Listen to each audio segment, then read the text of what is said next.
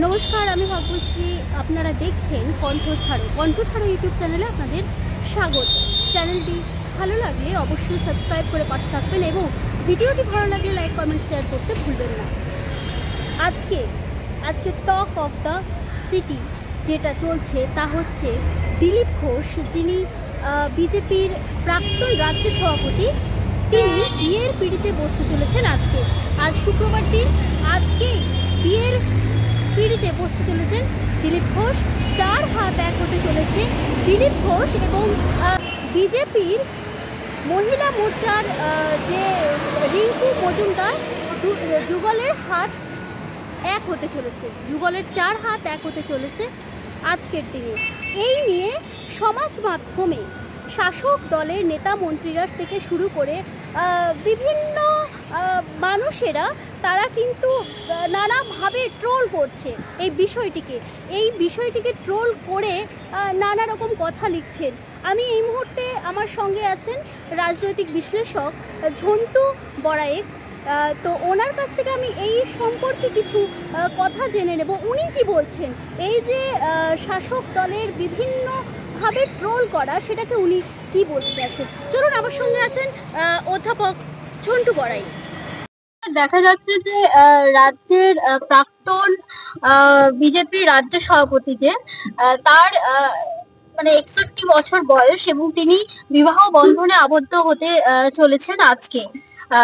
এই নিয়ে সোশ্যাল মিডিয়ায় বিরোধী এই শাসক দলের বিভিন্ন নেতা মন্ত্রীরা পোস্ট করছেন, কেউ ভালো বলছেন, কেউ কটাক্ষ করছেন। আপনার কি মতামত এই নিয়ে? না, দেখুন, বিয়েটা তো বিশেষভাবে বহন। দুজন প্রাপ্তবয়স্ক ভারতের সংবিধান মেনে, তারা হিন্দু ধর্মাবলম্বী, হিন্দু ম্যারেজ অ্যাক্ট মেনে তারা বিয়ে করছেন। এটা তো তাদের জীবনে একটা বড় পদক্ষেপ। আমরা প্রত্যেকের জীবনে এই বিয়ে নামক যে বস্তুটি যখন এসেছে, জীবনের সবচেয়ে সুন্দর মুহূর্ত সেটা, এবং শত্রু মিত্র নির্বিশেষে আমরা কিন্তু এটাতে একদম আকুণ্ঠ শুভেচ্ছা বার্তা ভরিয়ে দিই। আমরা আপনার চ্যানেলের মাধ্যমে মাননীয় রাজনীতিবিদ পশ্চিমবঙ্গের এখনো পর্যন্ত সবচেয়ে সফলতম বিজেপির রাজ্য সভাপতি দিলীপ বাবুকে আমি শুভেচ্ছা দিয়ে বলছি যে শাসক দলের নেতা মন্ত্রীরা কাল যে ভাষায়, কুরুচিকর কদর্য ভাষায় বিভিন্ন সোশ্যাল মিডিয়ায় এই ঘটনাটাকে হাস্যকৌতুক স্তরে নামিয়ে দিয়ে আক্রমণটা করেছেন, আমি তাদেরকে এক কথায় বলছি, ধিক্কার। আপনি ভারতীয়, আপনি প্রথম কথা মানুষ নন, দ্বিতীয় কথা ভারতীয় নন, তৃতীয় কথা বাঙালি তো ননই। রবীন্দ্রনাথের গান গলিতে গলিতে বাজিয়ে রবীন্দ্রনাথকে চর্চায় চর্চায় চর্চায় আনলে বাঙালি তো প্রমাণ করা যায় না, ভালো মানুষ হওয়া যায় না, ভালো বাঙালি হওয়া যায় না। আমাদের সংস্কৃতি কোনোদিন এটা শেখায়নি যে দুজন মানুষের বিবাহ বন্ধনে আবদ্ধ। তিনি তো কারো বউ নিয়ে পালায়নি, তিনি কি কারো বউ নিয়ে পালিয়ে অবৈধভাবে বিয়ে করেছেন? তাহলেও তার একটা যুক্তি ছিল, সেক্ষেত্রেও আমি একটা লিমিট রেখে সেটা কি করতে পারি যে সেটা তাদের দুজনের সম্মতিতে হয়েছে, আইন মেনে হয়েছে। আমার প্রশ্ন হচ্ছে, দেখুন, আমি কালকে ওটা ফেসবুকে লিখেছি, দিনান্তে আমি যখন আর দেখতে পাচ্ছি না, ওগুলো নিতে পারছি না, কারণ আমার পরিচিত অনেকেই আছে।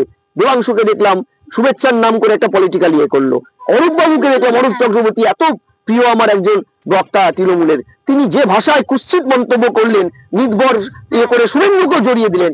আমি বিশ্বাস করি না তিনি এই ধরনের কেউ কুরুচিকর মন্তব্য কোনো মানুষ করতে পারে। আসলে ব্যাপারটা কি জানেন, তৃণমূল করলে যেমন দস্তাখত দিয়ে হয়তো বলতে হয় আজ থেকে তৃণমূলে জয়েন করলাম, আমি আজ থেকে পড়াশোনা বাদ দিয়ে দিচ্ছি, ঠিক তেমন ভাবেই হয়তো তৃণমূল করলে আরেকটা দস্তাখত দিতে হয়, আজ থেকে আমি নীতি, নৈতিকতা, সৌজন্যতা সবকিছু ভুলে গেলাম, শুধু তৃণমূল করলাম আর মিথ্যাচার করলাম, তাই বুঝি এরা এইসব করছে।